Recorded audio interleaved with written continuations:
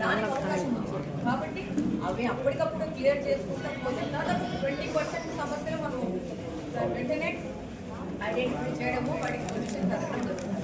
Next కొన్ని ఉన్నాయి, రోడ్లు వేయాలా, కాలువలు వేయాలి, ఇది పెద్ద ప్రభుత్వ ప్రణాళిక. వీళ్ళు మేమేదో డెవలప్మెంట్ చేస్తాం, మీరు అందరూ డెవలప్మెంట్ చేస్తే 4వ డివిజన్లో, 2వ డివిజన్లో, 1వ డివిజన్లో, 10వ డివిజన్లో, ఎందుకు 12వ డివిజన్లో ఎందుకు అసలు రోడ్లే లేవు?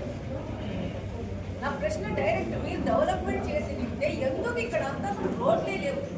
50th డివిజన్లో, 49th డివిజన్లో, మన 48th డివిజన్లో రామరాజపల్లిలో ఒక వర్షం పడితే దాదాపు 300 ఇళ్ళు 3 రోజులు నీళ్ళల్లో దిగ్బంధం అయిపోయింది. మరి మీరు అన్ని డెవలప్మెంట్ చేశారు కదా, మీరు 2300 కోట్లు మరి ఆస్తులో నిధులో మాకు తెలీదు, మీరు తెచ్చారు కదా. మరి తెస్తే రామరాజపల్లిలో 300 ఇళ్ళకి బాత్రూమ్లు కూడా లేని పరిస్థితులు ఎందుకు ఉంది? అది క్వశ్చన్కి సమాధానం ఇవ్వకపోకుండా మేము 150 మందిని తెస్తాము, 200 మందిని తెస్తాము, 2000 మందిని తెస్తాము, 5000 మందిని తెస్తాము, ఏం చూపించాలనుకుంటున్నాం? కడపలో నీకు అధికారం ఉన్నంత వరకు పడి దొబ్బి తిని పొట్టకి పగిలేటట్టు తిని వీడన్న డబ్బులన్నీ తీసుకొని పోయేసి అక్కడ పిస్తా హౌస్ పెట్టి, ఎక్కడి నుంచి వచ్చిన నీకు డబ్బులు పిస్తా హౌస్ లో ఇన్వెస్ట్మెంట్ చేయడానికి?